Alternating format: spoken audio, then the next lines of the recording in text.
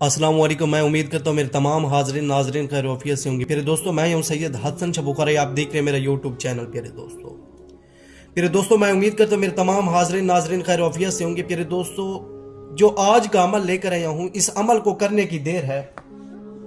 लड़का सेक्स का खुद बोलेगा। लड़के की चीखें निकलवाने वाला, लड़के की रातों की नींद हराम करवाने वाला अमल लेकर आया हूँ। आप अजनबी लड़के को पसंद करती है, उसे देख लिया है आपने, आपका शौक हो रहा है कि इस लड़के से मैं सेक्स करूं। ये लड़का मुझे खुद कहे कि मेरे साथ सेक्स करो। प्यारे दोस्तों, सिर्फ और सिर्फ 5 मिनट का मुजरब अमल है। इस अमल को करने की देर है।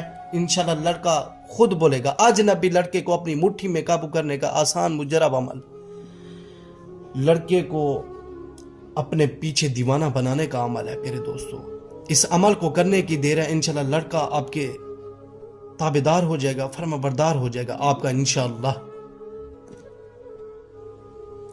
ना इस अमल की कोई ज़कात है, ना इसकी इजाज़त है, ना कोई वक्त है। मेरे दोस्तों, किसी भी टाइम किसी भी दिन इस अमल को कर सकते हैं। मुस्लिम गैर मुस्लिम दोनों कर सकते हैं। मर्द हजरात के लिए मिस्र का वहशी अमल लेकर आया हूँ। इस अमल को करने की देर है। इंशाल्लाह लड़का आपके पीछे भागेगा।